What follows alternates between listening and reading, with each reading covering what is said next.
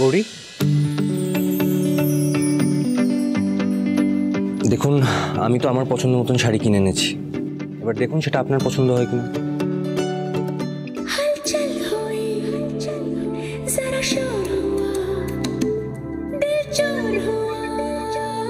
কি হলো দেখুন।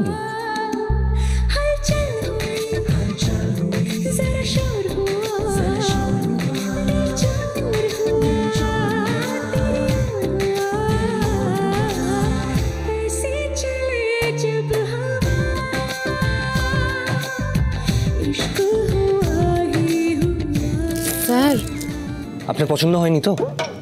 আমি জানতাম আমাদের পছন্দ যখন একবারেই মেলে না তখন শাড়ি বা কি করে মেলে। আর একটু দামি কিছু কেনা উচিত ছিল না? না স্যার, শাড়িটা আমার পছন্দ হয়েছে, খুবই পছন্দ হয়েছে, কিন্তু এটা তো খুব ভালো দামি একটা শাড়ি। তো ভালো শাড়ি তো সমস্যা কোথায়? না মানে ভালো দামি শাড়ি তো সবসময় ঘরে পরা যায় না, তাই ঘরে পরা সাধারণ একটা শাড়ি হলে ভালো হতো। ও, তাহলে এখন কি হবে?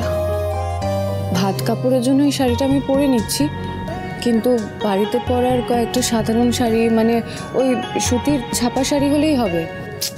আরে বাবা, আমি বুঝি নাকি কোনটা ছাপা সুতির শাড়ি? আমি জানি নাকি কোনটা কি শাড়ি? যাই হোক, আমি পরে না হয় আপনার জন্য বাড়িতে পরার শাড়ি কিনে এনে দেবো।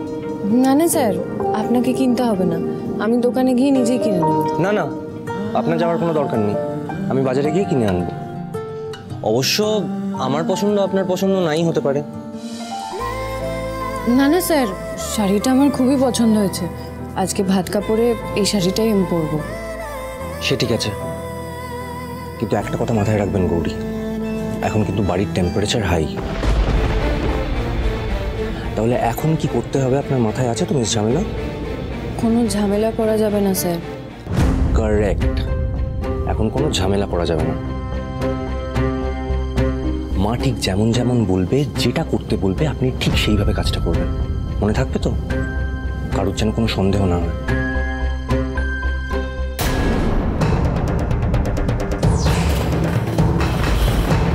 আপনি এই শাড়িটা পরে রেডি থাকুন, মা ডাকলে নিচে চলে আসবেন।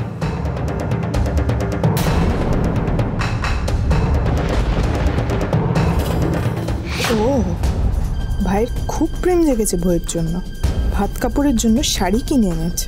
দাঁড়ান, আমিও দেখছি।